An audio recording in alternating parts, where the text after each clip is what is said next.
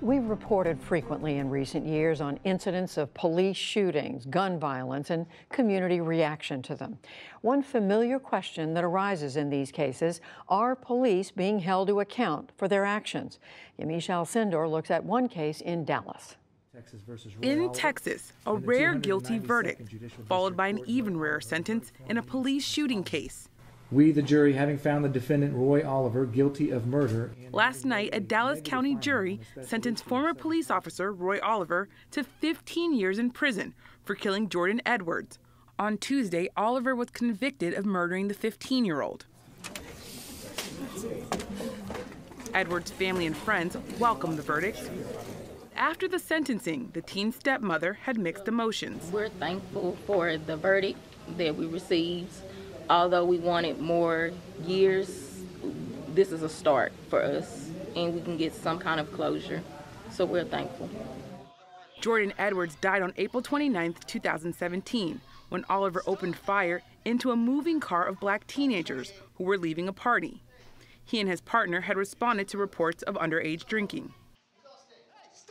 Oliver claimed the car was moving toward his partner and that he had no choice but to shoot. But body cam video showed just the opposite. The car was actually heading away from the officers. Oliver's partner also testified he was not in danger, and he called Oliver trigger happy. The outcome of this case was very different from most high-profile police shootings. It's extremely rare for on-duty officers to be tried, let alone convicted in fatal shootings. A study from Bowling Green State University found that between 2005 and April 2017, 80 police officers were charged with murder or manslaughter for on-duty shootings. Only 35% were convicted. On Tuesday, a lawyer for the Edwards family took note of that. This guilty of murder to us is just, when you think about it, you think about all the cases, all the unarmed black and brown men and women who have been victims to police brutality and who have not received justice. Oliver is the first police officer found guilty of murder in Dallas County since 1973. For more on this week's conviction and what, if anything, it might mean to the broader issues related to policing, we turn to Brittany Packnett. She's an activist and an educator. And Dr. Philip Sensen. He's a criminal justice professor at Bowling Green State University. His research, which we mentioned in our story just now, focuses in part on police shootings. Thank you to both of you. Brittany, I'm going to start with you. You emerged as a national voice after the killing of Michael Brown in Ferguson, Missouri. The officer in that case was controversially not indicted. What do you make of the guilty verdict and the sentencing of Roy Oliver? What do you think it'll mean to the Black Lives Matter movement and to our nation as a whole? Well, I think it depends, honestly. It depends on whether or not this is going to set a trend or this is going to be an anomaly. Unfortunately, all of our past experience shows us that this is probably going to be an anomaly, that at the end of the day, we finally actually saw a police officer be convicted not just of a shooting, but of a shooting of a young black man. And we know that historically, less than 1% of the officers who shoot black people are ever convicted of that crime. And so we're glad to see some kind of justice happen in this case, but we actually don't think that it's enough. And until this is actually a trend of accountability and prevention, we certainly won't be satisfied. And Dr. Stinson, Brittany's talking about trends. Why is it so rare for police officers to be sentenced, convicted, and even tried in fatal interactions? Well, the best estimate that I can give you is that between 900 and 1,000 times each and every year, on-duty police officers shoot and kill someone at agencies all across the United States. And only a handful of times each year is an officer actually charged with murder or manslaughter. So only 93 have been charged since the beginning of 2005. And the reason why we have so few is because most police shootings are found to be legally justified. In other words, that an officer had a reasonable apprehension of an imminent threat of serious bodily injury or deadly force being directed at the officer or someone else. Now, turning back to the case of Jordan Edwards, his family welcomed the verdict, but his stepmother said that she wished the officer had gotten more time. How does her reaction gel with your reaction and the experiences that you've had and the work that you've done? So I'm conflicted. I don't actually believe in the current carceral state as it stands, and I actually think that we should be discussing alternatives to prison. However, the kind of justice in this country requires that people who commit a crime are punished by going to prison. And in a state like Texas, where the death penalty exists, 15 years hardly seems like enough for taking Jordan Edwards' life.